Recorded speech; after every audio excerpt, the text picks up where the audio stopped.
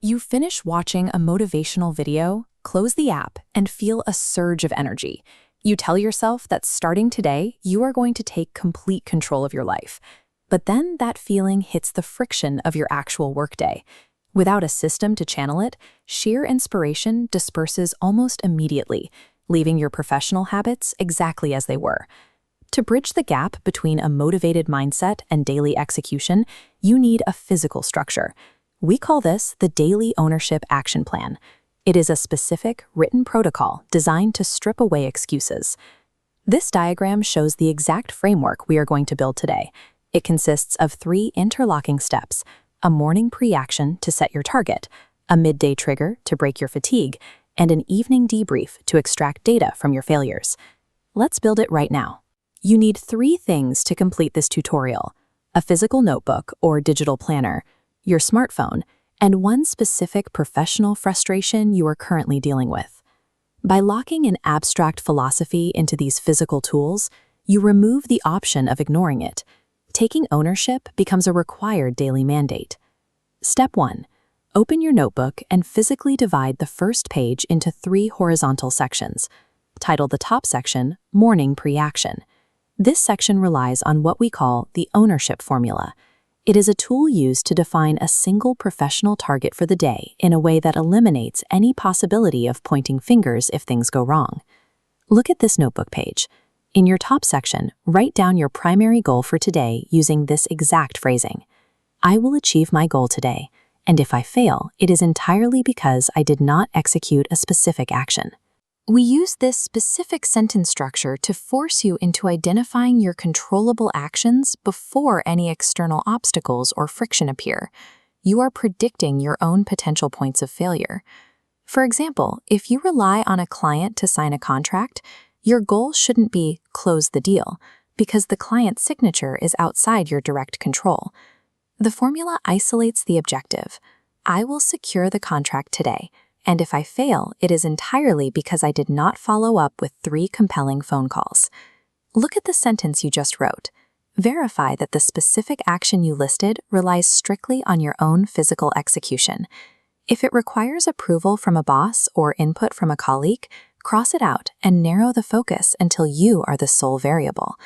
Locking in this formula before the day begins shifts your mind away from reacting to problems as they arise. You start the morning with total proactive control over your own success or failure. Put your pen down and pick up your smartphone. Open your standard alarm clock application, as you see on this interface. Set a recurring daily alarm for exactly 1 p.m. Change the title of the alarm to read, "Am I making excuses right now?" The early afternoon is a point of deep psychological vulnerability. By 1 p.m., decision fatigue sets in, emails pile up, and the motivation you felt during your morning routine dissolves. This alarm serves as an artificial, systemized interruption.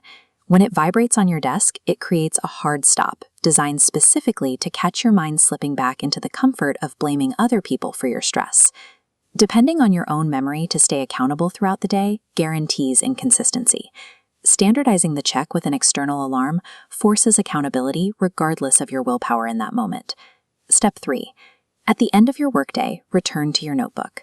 Label the bottom section Evening Debrief.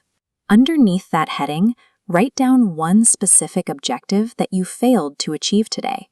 Before you analyze the failure, you have to watch out for the blame trap. This occurs when you conduct a self-review, but your mind still subtly shifts the core fault onto external circumstances to protect your ego. Let's look at this split-screen graphic to see the blame trap in action. A typical review looks like the top half. The client didn't reply to my email, so the project is delayed. It identifies the problem, but assigns the fault to the client. Now look at the bottom half.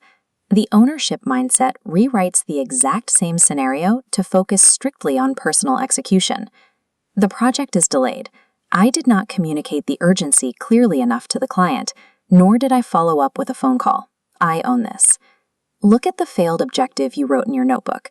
Take your pen and firmly cross out any mention of the economy, your coworkers, or bad luck. Rewrite the failure to focus exclusively on your own lack of execution. Now, directly underneath that, write down the exact operational change you will make tomorrow morning to prevent this specific failure from happening again. The evening debrief has absolutely nothing to do with feeling guilty. You are simply harvesting hard data from today's failure to engineer a tighter strategy for tomorrow morning. Survey the notebook page you filled out and verify the active alarm on your phone. You have successfully constructed the physical architecture of accountability. As you can see in this cycle graphic, you now operate inside a continuous loop.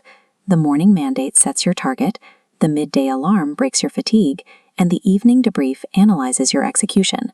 With these physical tools in place, taking extreme ownership exits the realm of theory. It is a tangible framework driving your daily habits.